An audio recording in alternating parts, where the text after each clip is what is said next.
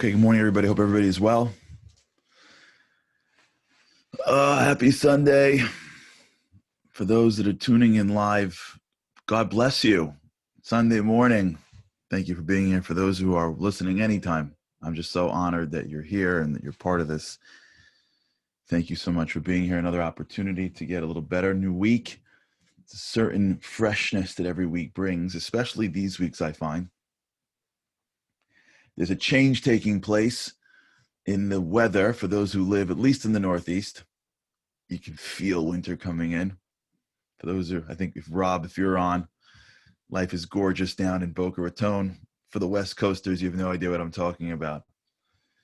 This morning we woke up, it's getting to high 50s. There's a certain aliveness that you feel when it's a little colder. So it's a new season, new time to hunker down, to get better. We're talking in the past 2 weeks, we've been talking about this idea of zeal. How zeal is really the foundation of all traits. And the reason why it is the foundation of all traits is because if you don't have the enthusiasm, if you don't bring the energy, or maybe said better, if you don't allow the energy that you have inside you already to come out, you don't really have the resources to accomplish that which we can accomplish. We have a lot to do in this world, and we have all the energy we need to get it done. We don't need more energy. We don't need more strength. We just need to stop blocking the strength from getting out to where it needs to go. And so the idea of zeal, which is what we've spent the past 2 weeks going through, and for those that are joining us now for the first time, welcome. If you just go back a few episodes, you'll see that we were spending a lot of time on this, and we ended on Friday with this idea, like the 5 levels of zeal. And if all you do from this whole thing is just create a checklist where every day I have to act with zeal, over the course of our lives, we'll just condition it, and it'll be much more comfortable and familiar to us to approach life with that. And I want to, we got a great email. I'll speak about it tomorrow with regards to sending around the 5 steps that we spoke yesterday. But now we got to speak about the other side, because there's always 2 sides. There's a counterbalance to zeal. You can't just indiscriminately apply zeal in your life, because then you would collapse. If everything was equal zeal, if you were on 24 hours a day, you'd collapse. So if you remember, in Friday we spoke about level 5, which is selective application. And that's what we're going to talk about today. The counterbalance to zeal. So let's talk a little bit about how this works. If you notice, when a child is born, if you can sort of track the beginning of their lives, they come into this world and they can do nothing. And so the parents that have to now raise this child, for the most part, have no idea what they're doing. Like, as much as parents think they know something, when you bring your child home from the hospital for the first time, you got no clue. You know what I'm talking about? Do you remember? No clue. Your wife could be a nurse in a pediatric unit. She could be you or her could be a teacher in a kindergarten for 30. It don't matter. You bring that baby home, you're looking at her, she's looking at you like, we have no idea what we're doing here. You close that door. That's the moment of truth. That's why parenting is easy when they're little. The bar is so low, right? All you got to do is just keep it alive with God's help. And you know that's with God's help. And when the kids are first born, parents have no clue what they're doing. So all they do is they give zeal. They're up at 2, they're up at 6, they're trying their hardest, they're balancing it together. They're trying to make bottles. It's hot, it's cold, they're shaking it, they put in 2 things, one thing. All they have to give the child, it's not an expertise. They don't go to classes. They have no idea what they're doing, but what they give the kid is zeal. Some days better than other days, but that's what they're doing. Early in the morning, at night, every day, as long as it takes. And the parents for that little child are basically just pumping as much enthusiasm as they can muster, as their body can let them do. And if you notice, parenting when one is young, for saying to something that's young, to a little child, that parenting brings out something inside them that never existed before. That same person that maybe a few years earlier couldn't get out of bed before 9 is now up at 2 and at 6. And how? Because they always had it in them. And the zeal, the enthusiasm, the zirizut, the understanding that if they don't, the kid is going to keep on screaming, or, I don't know, starve or be dirty. Just that drives them to bring it all out. That's zeal. That's giving. That's what we've been talking about. You could take even people that are young, and they bring it all out. And imagine if you applied that same level of zeal to anything else in life. Can you imagine? And the kid gets a little older.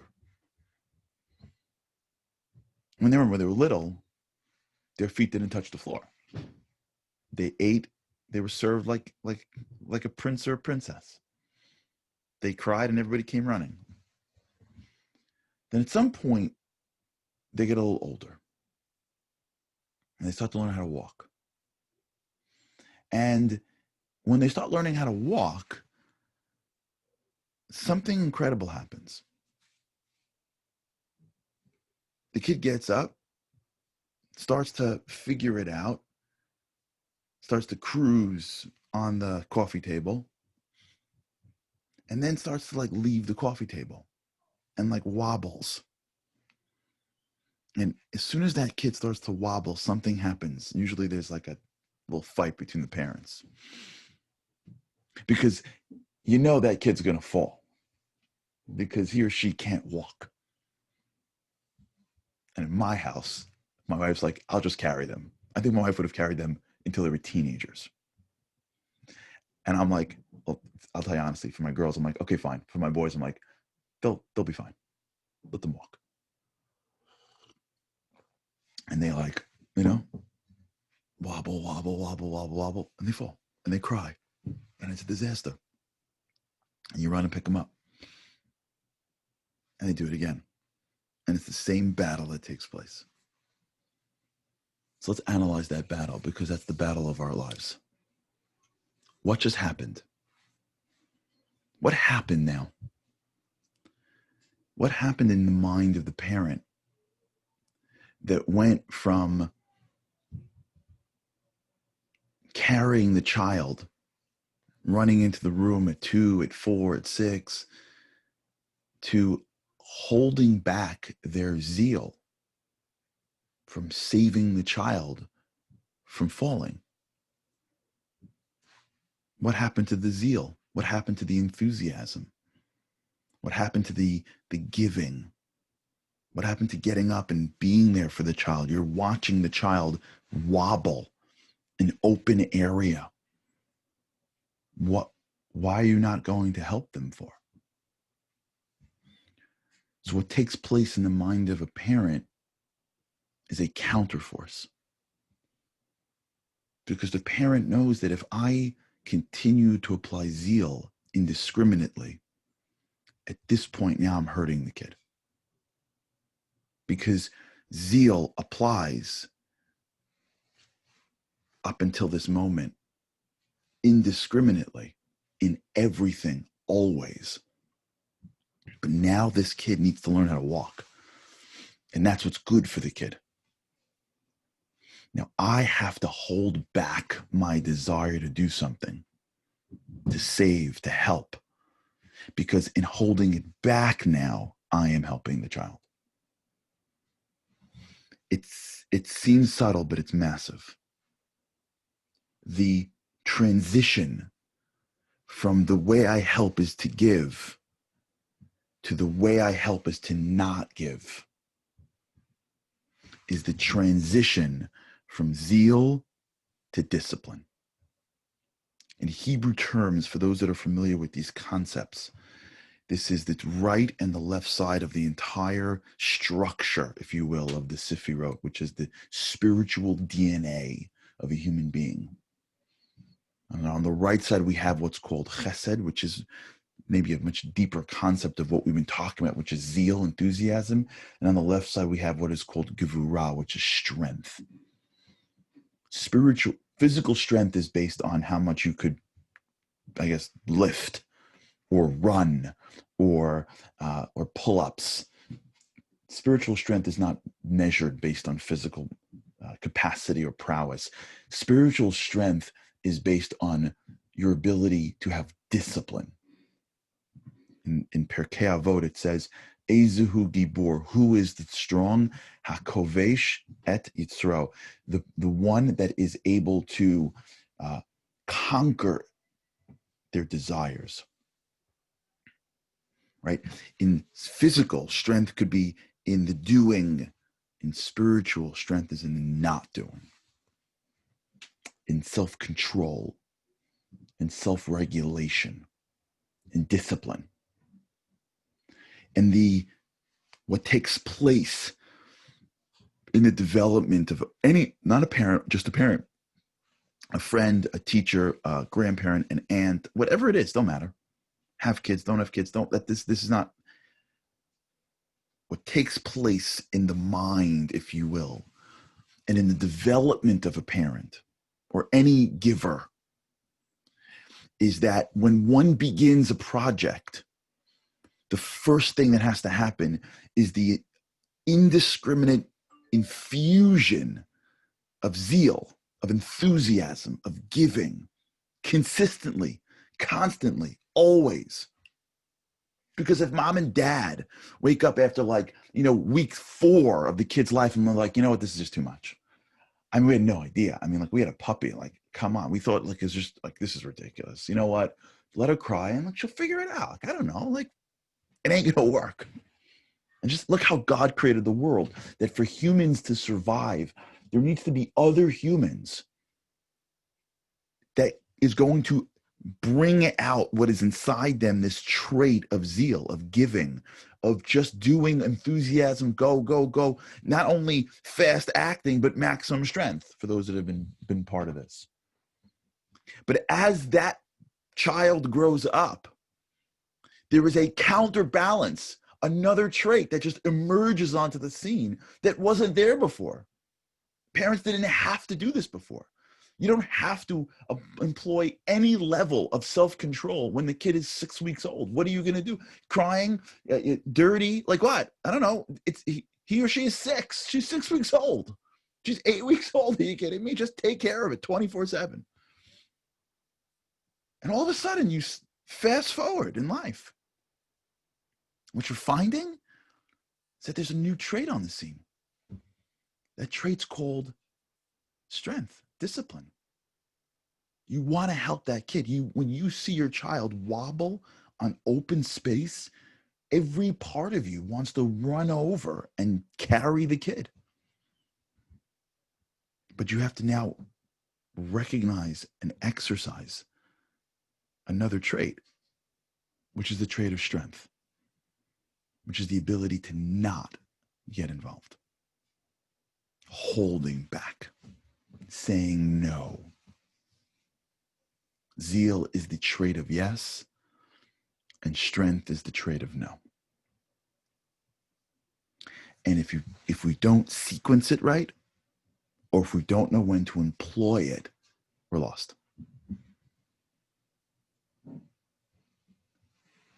That's what we're going to go into now. This idea of strength. There's a great thing we're going to talk about maybe later this show.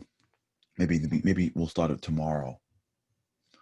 One of the most powerful tests that were done in this area, we have a video we'll show you tomorrow, but one of the most powerful strengths tests that were done in this area is a test called the marshmallow experiment. Many of you have known this before. For those of you in school or in teaching, you know all about this.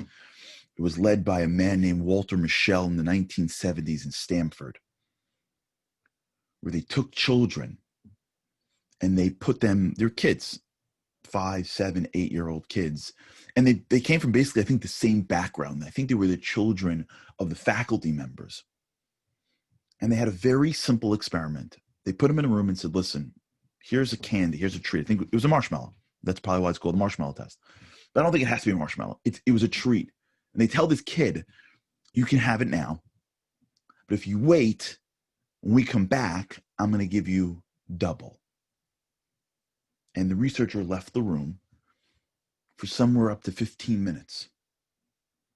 And some kids were like, no. And they ate the marshmallow. And some kids waited. And they followed these kids throughout their lives. And what they found was that the kids that were able to regulate their desires, to employ self-control, discipline, to delay immediate gratification, to not say yes in certain areas, to not, let's talk this through because this is complex, to not apply zeal.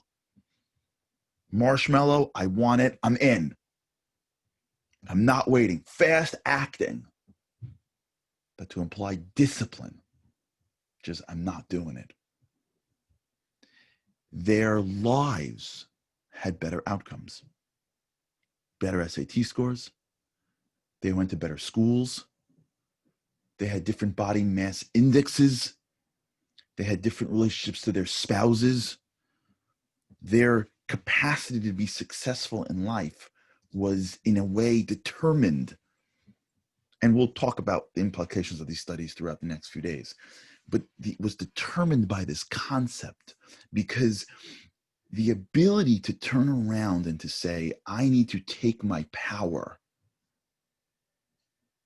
and know where to apply it is critical. Now, here's the trip, and this, we got to talk into this. The trip, the trap door is that if you apply strength too early, you lose, because you don't know if it's strength or if it's laziness, right? The parent on the couch that really doesn't care or is too lazy to get up, it's like, no, listen, let the kid fall because like I got, marshmallow test. Nah, it doesn't work that way. The parent whose kid is struggling with schoolwork and you should be helping them a little bit and not too much. Like that's the game, right? The kid comes home and there's math homework. So some parents will be like, no, let the kid do it himself. Are you doing that because of the kid? Are you doing that because you're lazy? Some parents are like, let me teach you the answers. Are you giving them the answers because you're trying to save them and support them, but that's bad because they have to struggle on their own? So how do you apply it? If you apply it too early, you lose. You apply it too late, you lose. And that's the game. Is knowing when you have to apply zeal, but also knowing when you have to apply discipline. And so the way I would see it and the way we're going to build it is the following. Imagine as if you are sort of connecting the pipes into your house. But before you can start to build pipes, you have to make sure that there's a water source. You have to make sure that once the pipes are connected, there's enough water to flow in. And so the first thing we have to work on in our lives is what we've been working on, which is zeal, enthusiasm, the ability to turn it on, the ability to not judge where we are in life, but recognize that there's something in front of us, and I got to come to every single day enthusiastic, take on my day.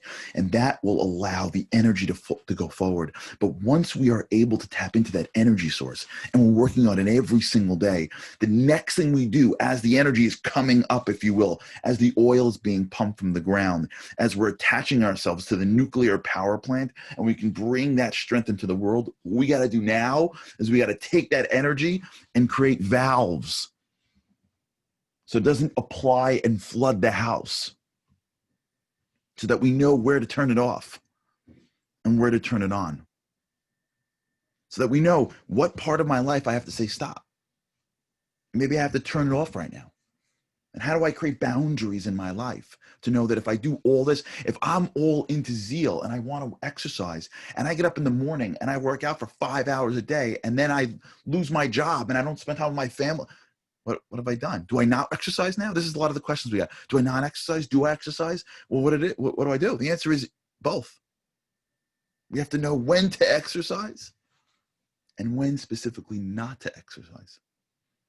When does the strength of discipline come in to turn the valve off on enthusiasm? Because that's the appropriate use right now of our strength. This is some of the hardest things that parents go through. They don't know when to turn it off. And we spoke about this here on the show. This is what we call helicopter parents, who with all the love of that, with love and affection and trying their hardest, have produced weak children who are supposed to be strong, independent, and are now weak.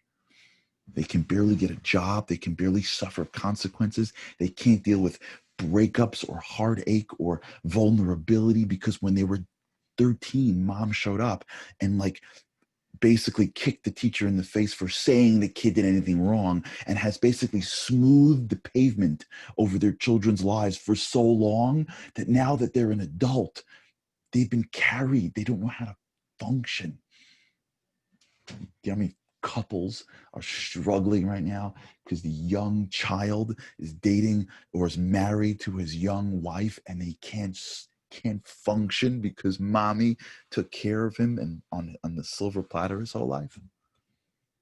Tons of zeal, no discipline. All with love. But we got to balance both. That's what we're going to talk about. That's what we're going to do this week. We're going to build up this strength with God's help of discipline.